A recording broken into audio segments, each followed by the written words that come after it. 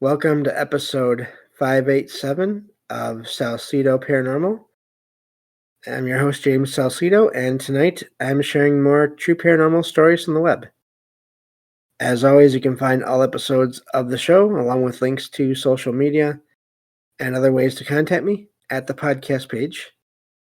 And that is salsidoparanormal.podbean.com. That's SALSIDO paranormal.podbean.com. Always happy to hear from you all, whether you have comments or questions or topic suggestions or accounts of paranormal experiences, whether they're your own or from others that you trust. Happy to either read those or have you join me on the show to talk about them. Thank you all for listening, whether you are here for the live streams on Discord or if you listen to the podcast or YouTube feeds, or on the Troubled Minds Radio Network, KUAP Digital Broadcasting. There you can hear replays of 2 episodes of the show every night at 6 p.m. Pacific, 9 p.m. Eastern, right before Troubled Minds Radio comes on. And as always, I'd like to thank Michael Strange, host of Troubled Minds Radio, for having me on the network and putting all my shows up there. And so I think that takes care of those things. So I think that's all that. And of course, the last thing I almost forgot. If y'all want to support the show, there are some different ways to do that. You can always share the show with others, or rate and review it on your favorite podcast platform. You can also find books I've written, paranormal fiction and nonfiction, over on Amazon, including one coming out at some point within the next few months, hopefully. You can also sign up for the Patreon page and the paid membership levels there, and get one extra True Paranormal Stories from the Web episode per month. Per week, not month. It used to be month. Or you can just make one-time donations through PayPal. Support is never expected, but always appreciated, as there are expenses in making these shows and the books associated with them, from equipment to research materials to travel expenses. And like I said, other expenses to go along with the books that will be coming out along with the series over time. So it's going to be it's going to be a series of books that are connected to this show. So that is the plan. So yeah, I think that covers everything now, and we can get to these accounts here of experiences. So let me see here. Need to scroll a bit again. All right, here we go. This one says, my friend and I were using the Randonautica app, which led us to a beach in our city at 1 a.m. I'm going to stop there for a second. Just for anyone that hasn't heard of this app, it supposedly gives you random locations that may be of interest.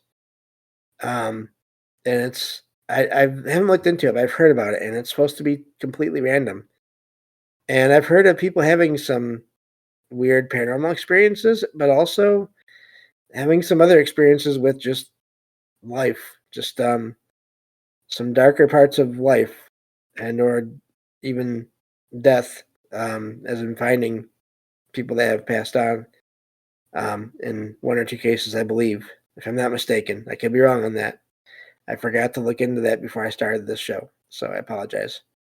Anyway, it says, upon arrival, the beach appeared to be empty. We then saw approximately 20 strange beings in the water.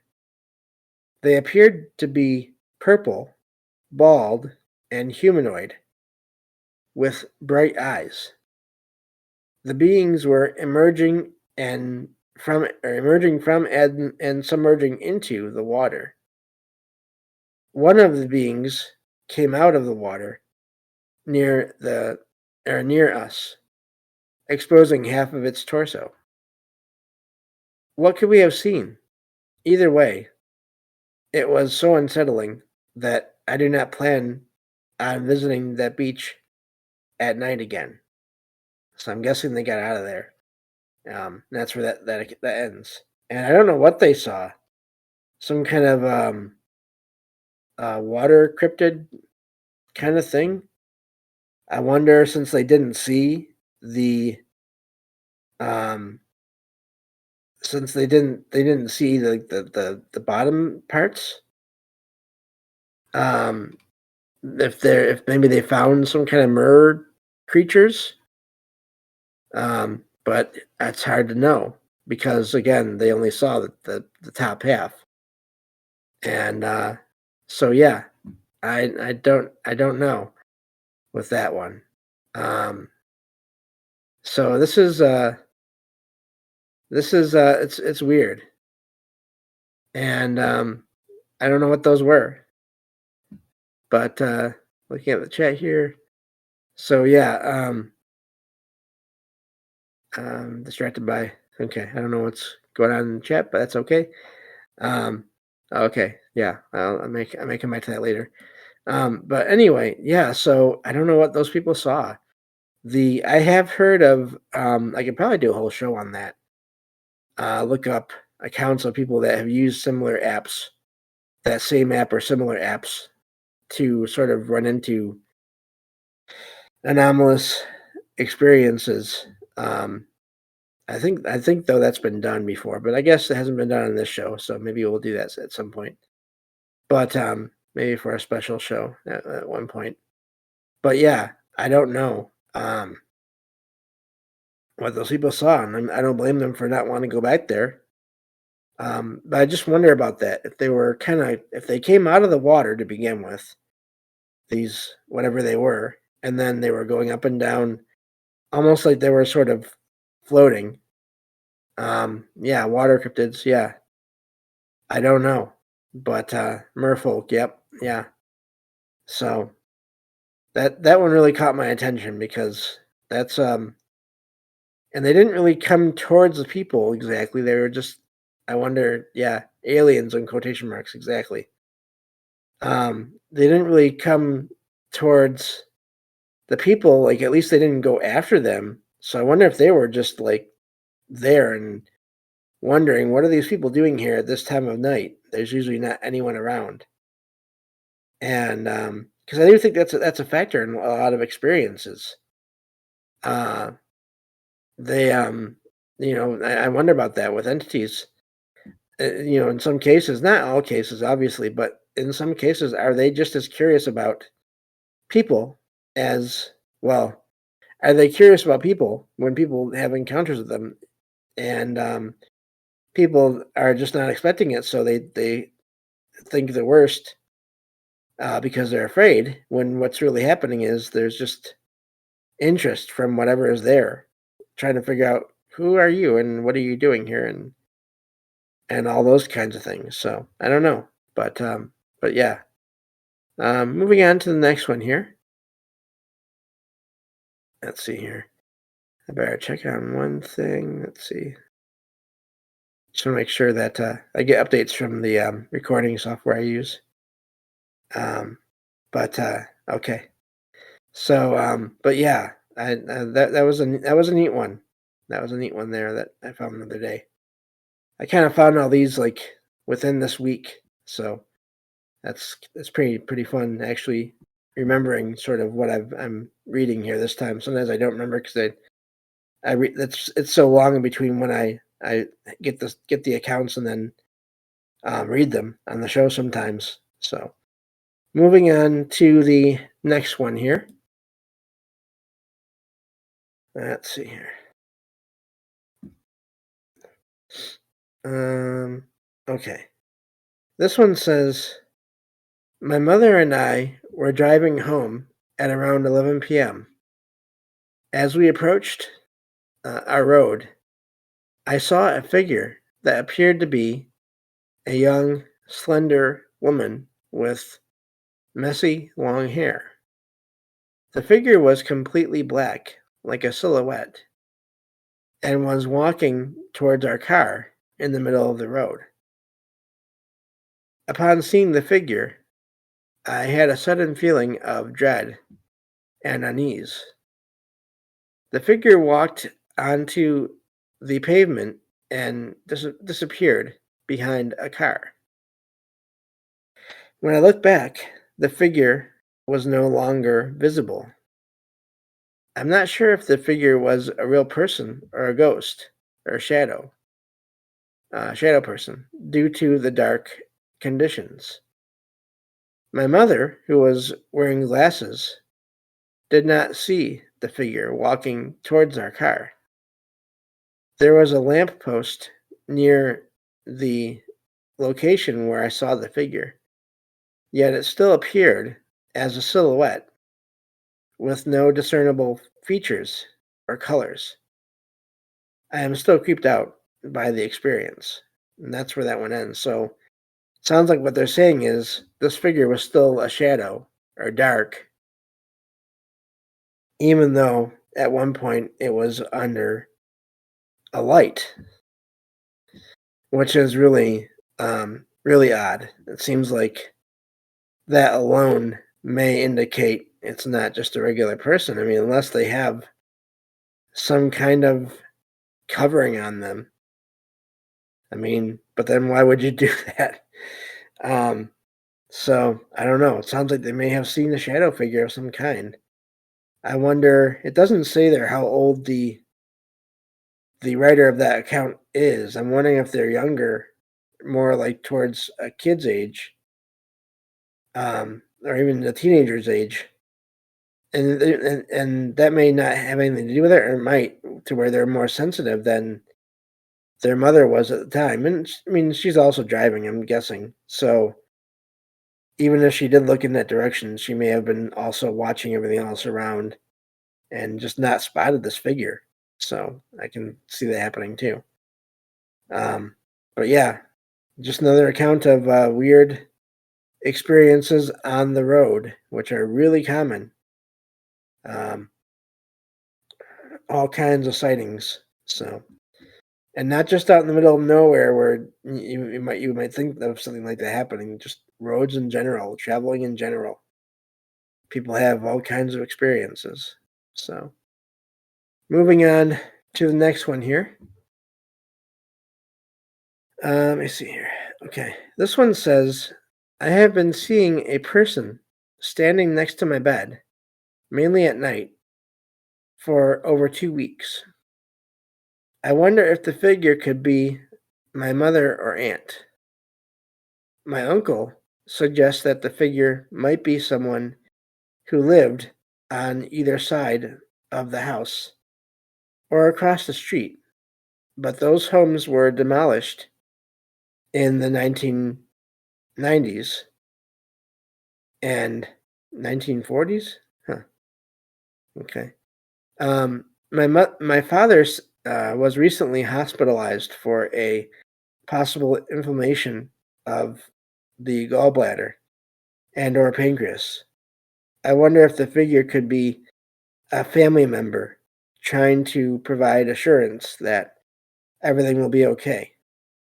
However, I have been too stressed or so stressed that I haven't been able to determine if this is the case. And that's where that one ends. Um, I would say as long as they're not getting a bad feeling from it, it is possible that that is someone with some kind of connection to the family, whether they're there to reassure the writer or not. They may just be there to sort of be monitoring everything, possibly, and they may be there to reassure the writer. It's hard to say. Um, but I don't know with that one. Since it's nothing else going on, it doesn't seem negative. It doesn't feel like the writer didn't say that that this figure is staring at them. Yeah, possibly guardian angel. In the chat there, DG says, yeah. I mean that's could be, yeah, all those things. It doesn't seem negative. I'd be curious. This is one of those things that you can't know because you get what you read is what you get. I'd be curious if after the hopefully after everything worked out with the father there, and he got whatever treatment he needed, I would be curious if that figure um stopped appearing in the home, at least as to the point where people would notice it. I'd be curious if that stopped, then I would think it was maybe that was even a better sign that that is the case somehow. Um, so it's one of those things you always wonder with these accounts of experiences. You kind of want them to go on, but I mean they can't go on forever. So um, and this is something that I really enjoy doing for this show because some shows do this here and there. I like to do this a lot because these accounts of experiences are put online. But and I mentioned this a little while back over on Trouble Minds Radio. They're put online on these forums and these websites, but unless other people are looking for them, no, a lot of people won't read or hear them. And that's sort of why I like doing this because it just helps to get them out even further than just those websites, hopefully. So and that's part of what I want to do with my with the books as well. So um so yeah, let's see here. Yeah, that's a possibility too. It could be the father. Um, maybe even DG in the chat says there. I do believe many who are very sick will astral project, and that seems like a good possibility, as good as of an explanation as any as well. Possibly there. So maybe they're just thinking of if it's the father, they could just be concerned or thinking about their child, adult child, whatever, still their child. So I've heard. Um, and that's yeah. So looking at the chat here, Ricky says when my grandfather was in the hospital, he said he saw angels and his mom in the hospital room with him. Yeah. So that's and I've heard similar accounts. So right before he passed, and there's that too. Yeah. Yep. Yeah. I don't want to go into it because it's sort of family stuff, but my grandma before she passed, she saw and sensed some things before she passed, and so, but I don't know and all the details, and I don't. Again, that's sort of more personal stuff that is not. I don't know if it's really if I want to share that just now. I just thought about it now, so it's I kind of like to think about it more before I went into that. But yeah, and then my I know my great grandma before she passed, she would see her other sisters that had passed before her, and she'd see them as younger, which you know it's hard to know what that means. But and of course, some people would say, well, that means that either she was imagining it or she was being there was entity or entities that were trying to trick her. But I've heard also accounts of people who, after they pass, their relatives will see them in a younger state of being. So I don't know. I think it's one of those things again, you have to go with what you feel as much as you can to determine what is what. So um so yeah, let me see here. Yeah, so DG in the chat says my grandmother had her mom waiting for her. Yeah. So anyway, I just thought that was again it's kind of rough, but also I think it's important to share those accounts as well. So um moving on to I think we have time for one more here. And then we'll stop for this episode. Let's see here. Okay. I need to scroll a little bit more. There we go. That way I have the whole thing on the page. This one says a few years ago, I was working on a resident as a resident funeral director. I somehow combined those two words. I don't know why I did that. At a funeral home on a quiet Sunday afternoon. I had been sitting in the front office, which was small and parallel to the terrace facing the street, for about 90 minutes. Exiting the office, one could either turn left to walk out the front door or turn right to walk down a long hallway leading to two chapel areas. A security camera was positioned above the chapel at the end of the hall. My boss and I were the only ones on the property, with my boss in his office next to my office. My boss called me on the landline phone, asking if I had just walked down the hallway towards the office, as he had seen someone on the camera. I confirmed that it wasn't me, leaving the boss puzzled. Odd occurrences in a funeral home may not be surprising to some. This was the only strange encounter I experienced during my years working in the funeral business. I had heard doors shut when I was the only one in the building, but found this incident more unsettling than walking through chapels with deceased individuals laid out in the dark.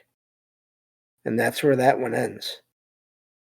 Quite the description there